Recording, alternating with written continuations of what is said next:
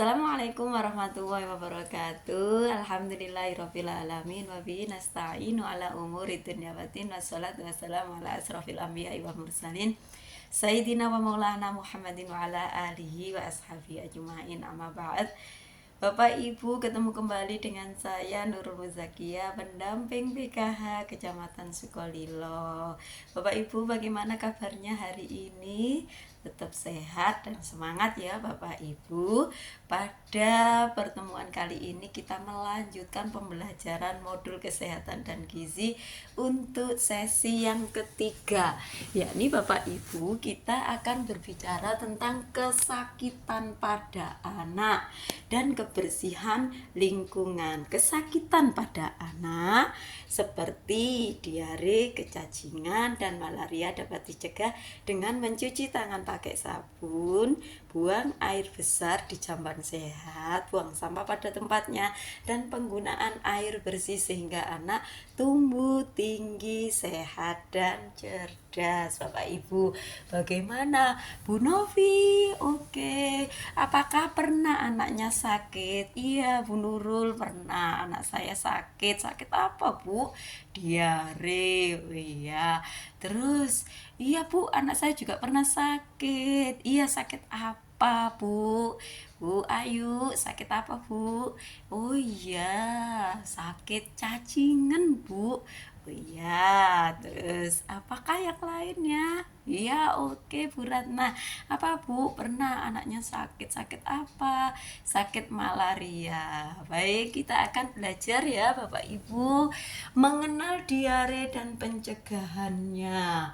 Diare adalah buang air besar atau BAB, encer ya. Ini atau berupa air saja dan terjadi lebih dari 3 kali dalam sehari. Ini apa yang kita lakukan? Teruskan ASI dan MPASI ketika anak diare.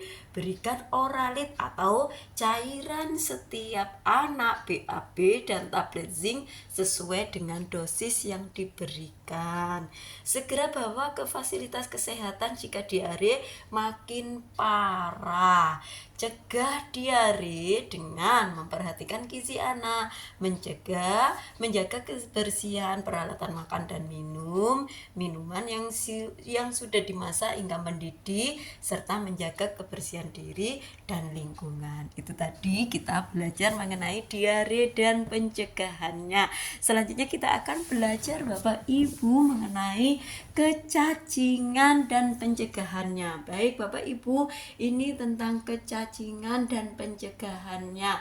Kecacingan adalah gejala gangguan kesehatan akibat adanya cacing parasit pada tubuh anak. Disebut parasit karena cacing mengganggu penyerapan zat makanan dalam usus. Jenis-jenis cacing ada namanya cacing gelang, yaitu panjang sekitar 10-35 cm, bertelur 100.000 sampai 200.000 butir per hari. Ada namanya yang kedua cacing cambuk, yakni panjang antara 4 sampai 5 cm, bertelur 3.000 sampai 10.000 butir per hari.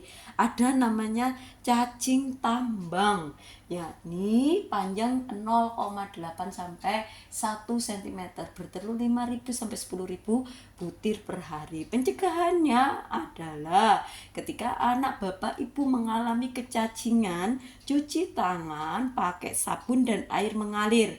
Potong kuku pendek dan bersih. Gunakan alas kaki jika keluar rumah.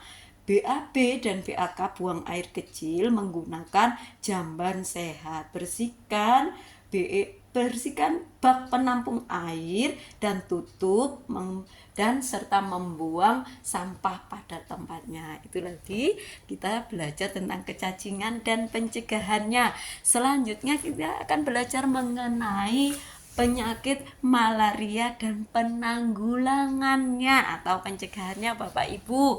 Apa yang bisa kita lakukan? Malaria disebabkan oleh gigitan nyamuk Anopheles betina yang mengidap malaria. Pencegahan dari penyakit malaria adalah memakai kelambu anti nyamuk,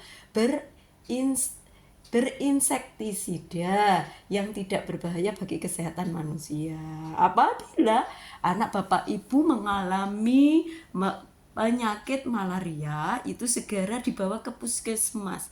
Jika demam disertai dengan kejang, demam tidak turun dalam 2 hari berturut-turut, demam disertai bintik-bintik merah, pendarahan di hidung, atau BAB berwarna hitam. Itu tadi Bapak Ibu mengenai malaria dan pencegahannya. Apa gejala-gejala yang ditimbulkan tatkala anak Bapak Ibu mengalami penyakit malaria. Baiklah, sekarang kita berlanjut ke ini, berobat dengan memanfaatkan Kartu Indonesia Sehat atau BPJS. Bapak Ibu silahkan diperhatikan ini. Yang pertama, vaskes tingkat 1, yaitu puskesmas, poliklinik, atau dokter, yaitu ini dokter pribadi rumah sakit kategori D sesuai dengan FKTP yang tertera pada Kartu Indonesia Sehat atau BPJS yang Bapak Ibu miliki. Kalau kita di Kelurahan Menur Pumbungan, Nginden Jangkungan, kita vaskes satunya adalah di Puskesmas Menur ya. Terus jika perlu dirujuk atau pastikan sudah mendapatkan surat rujukan dari vaskes 1 Bapak Ibu, yakni dirujuk kemana? Vaskes tingkat 2 BPJS, yaitu Rumah Sakit Umum Daerah. Apabila dirujuk ke vaskes tingkat 3 BPJS, maka jika perlu dirujuk, pastikan sudah mendapatkan surat rujukan dari Rumah Sakit Umum Daerah. Itu yang bisa dilakukan tatkala kita berobat dengan memanfaatkan Kartu Indonesia Sehat atau BPJS Kesehatan. Baik Bapak Ibu, sekarang kita beranjak kepada sanitasi total berbasis masyarakat, yakni buang. Ini dilihat Bapak Ibu, ini kita memanfaatkan masyarakat untuk stop buang air besar sembarangan, cuci tangan pakai sabun, mengelola air minum dan makanan rumah tangga, mengamankan sampah rumah tangga, mengamankan limbah cair rumah tangga. Itu yang dapat kita lakukan Bapak Ibu pada sanitasi total berbasis masyarakat yang dapat kita lakukan bersama-sama demi kemaslahatan kita semuanya. Saya lanjutkan ya Bapak Ibu. Sekarang pentingnya cuci tangan. 5 langkah cara mencuci tangan pakai sabun yang baik dan benar. Yang pertama, basahi tangan seluruhnya dengan air bersih mengalir. Gosok sabun ke telapak, punggung tangan, dan sela-sela jari. Bersihkan bagian bawah kuku-kuku. Bilas dengan air bersih yang mengalir. Keringkan tangan dengan handuk atau tisu, atau keringkan dengan mengibaskan tangan. Cuci tangan dengan sabun menggunakan air bersih mengalir pada saat apa saja Bapak Ibu. Yang pertama yaitu sebelum dan sesudah makan. 2. Sebelum mengolah dan menghidangkan makanan. Yang ketiga, sebelum menyusui. Yang keempat, sebelum memberi makan bayi atau balita.